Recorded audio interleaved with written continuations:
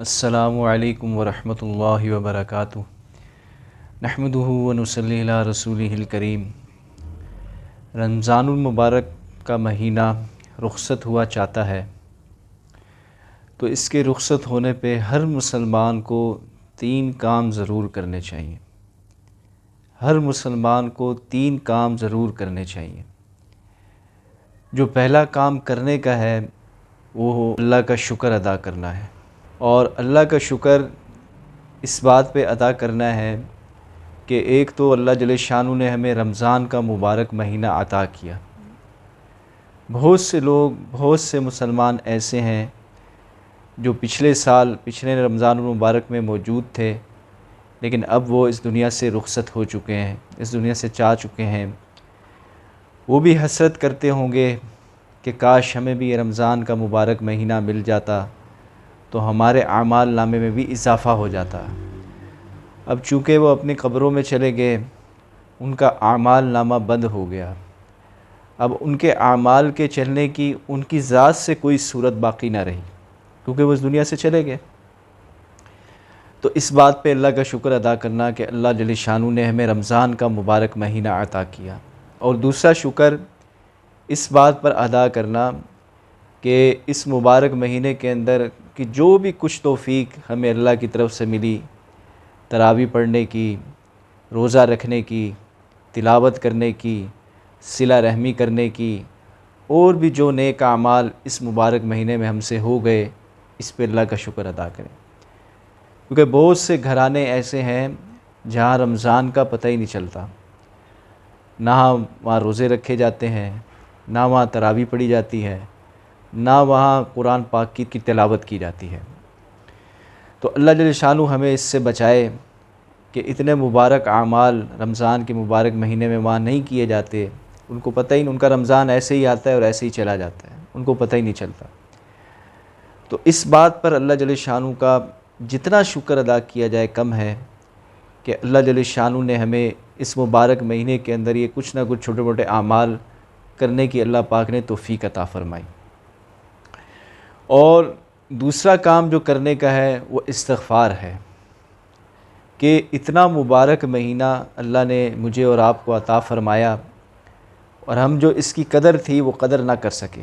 اعمال کرنے کا جو حق تھا، روزہ رکھنے کا جو حق تھا وہ حق ادا نہ کر سکے، تراویح پڑھنے کا جو حق تھا وہ حق ادا نہ کر سکے، تلاوت کرنے کا جو حق تھا وہ حق ادا نہ کر سکے۔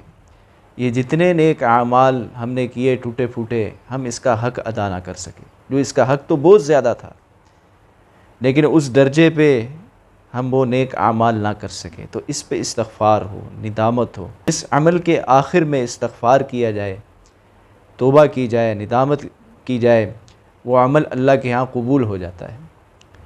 اور تیسرا کام جو کرنے کا ہے وہ توبہ ہے۔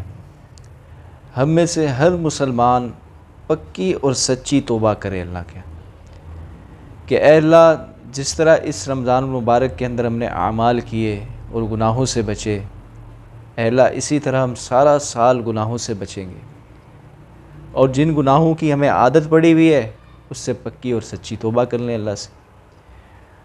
تو توبہ کے بارے میں تو بڑے فضائل آتے ہیں کہ جو بھی مسلمان، جو بھی بندہ اللہ کے حضور توبہ کرتا ہے، اگر اس کے گناہ آسمان کی چھت تک لگے ہوئے ہیں، لیکن ایک دفعہ سچے دل سے توبہ کر لیتا ہے اور اللہ سے کہتا ہے یا اللہ میری توبہ، آئندہ میں یہ گناہ نہیں کروں گا، تو اللہ پاک سارے ہی گناہوں کو معاف فرما دیتا ہے، اور اللہ سے کوئی پوچھنے والا نہیں۔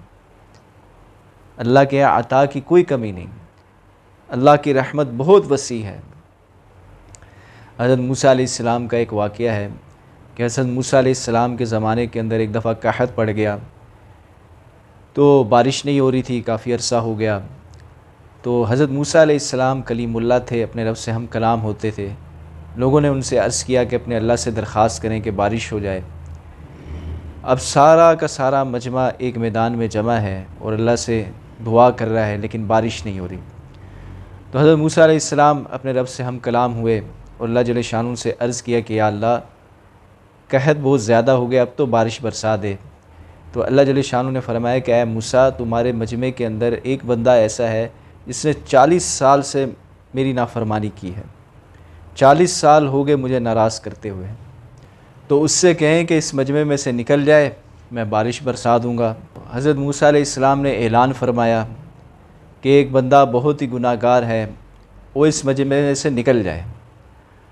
اب جو شخص تھا جس کے بارے میں کہا جا رہا تھا، جو گناہ گار آدمی تھا جس نے 40 سال سے اللہ کی نافرمانی کی ہوئی تھی، اب وہ سوچنے لگا کہ اگر میں اس میدان سے باہر نکلتا ہوں تو میری تو بڑی بے عزتی ہو جائے گی، میں ذلیل و رسوا ہو جاؤں گا۔ اب اس نے سوچا کہ کیا کریں۔ اب اس نے دل ہی دل میں اللہ سے توبہ کرنا شروع کی کہ اے اللہ مجھے معاف فرما دے۔ حالانکہ توبہ اپنے گناہوں پہ ندامت پہ نہیں کر رہا، یہ اپنی عزت بچانے کے لیے کر رہا ہے، لیکن اللہ ایسا سخی بادشاہ ہے، ایسا رحیم ہے، ایسا کریم ہے کہ اس نے اپنی عزت بچانے کے لیے اللہ سے درخواست کی کہ اللہ مجھے معاف کر دے، اگر میں اس مجمع میں سے باہر نکلا تو میری بے عزتی ہو جائے گی، میں ذلیل و رسوا ہو جاؤں گا، اے اللہ مجھے معاف کر دے۔ تو وہ دل ہی دل میں اس نے توبہ کی، استغفار کی، اللہ سے اپنے گناہوں کی معافی مانگی، تو بارش شروع ہو گئی فوراً۔ اب جب بارش برسنا شروع ہو گئی تو حضرت موسیٰ علیہ السلام بڑے حیران ہوئے اور اللہ پاک سے عرض کیا کہ یا اللہ وہ بندہ تو اس مجمع سے باہر نکلا نہیں، تو پھر یہ بارش کیسے ہو گئی؟ تو اللہ جل شانہ نے ارشاد فرمایا اے موسیٰ، جس بندے کی وجہ سے بارش روکی ہوئی تھی اسی کی وجہ سے بارش برسا دی، اس نے ہم سے صلح کر لی، ہم نے اس کی توبہ کو قبول کر لیا اور بارش برسا دی۔ تو حضرت موسیٰ علیہ السلام نے اللہ سے عرض کیا کہ یا اللہ وہ بندہ کون ہے، اس کا نام تو بتا دے۔ تو اللہ جل شانہ نے فرمایا کہ اے موسیٰ کیا بات ہو، جب وہ میرا نافرمان تھا اور گناہ کر رہا تھا، گناہوں میں ڈوبا ہوا تھا، تب تو ہم نے اس کا نام آپ کو بتایا نہیں، اب تو اس نے مجھ سے صلح کر لی ہے، اب تو وہ میرا دوست بن گیا، اب میں اس کا نام تمہیں کیسے بتا دوں؟ تو اللہ پاک جل شانہ ایسا رحیم ہے، ایسا کریم ہے، تو سچے دل سے میں اور آپ، ہم سارے کے سارے مسلمان اللہ کے ہاں سچی توبہ کر لیں۔ اور ایک حدیث میں بھی آتا ہے نا، ایک دفعہ حضرت محمد صلی اللہ علیہ وسلم ممبر کے قریب تشریف لائے، جب پہلی سیڑھی پہ قدم رکھا تو حضرت جبرائیل علیہ السلام تشریف لا گئے، تو انہوں نے بد دعا دی۔ 3 بڑی بد دعائیں ہیں جو حضرت جبرائیل علیہ السلام نے دیں، اور اس پہ ہمارے پیارے نبی صلی اللہ علیہ وسلم نے آمین کہا۔ جس میں سے ایک بد دعا یہ تھی کہ جو شخص رمضان کا مبارک مہینہ پائے اور اپنے رب سے مغفرت نہ کرا لے وہ ہلاک ہو جائے۔ اس پہ ہمارے پیارے نبی صلی اللہ علیہ وسلم نے آمین فرمایا، تو کتنی بڑی بد دعا بن گئی۔ اللہ پاک جل شانہ ہم سب کی اس بد دعا سے حفاظت فرمائے۔ تو اس لیے ہمیں چاہیے کہ ہم اللہ کے حضور سچی توبہ کریں اور اس بد دعا سے بھی بچیں اور اپنی مغفرت کرا لیں۔ تو میری دعا ہے کہ اللہ جل شانہ ہم سارے کے سارے مسلمانوں کی مغفرت فرمائے اور جہنم سے ہمیں خلاصی عطا فرمائے، جنت الفردوس میں ہمیں اعلیٰ مقام عطا فرمائے۔ السلام علیکم ورحمۃ اللہ وبرکاتہ۔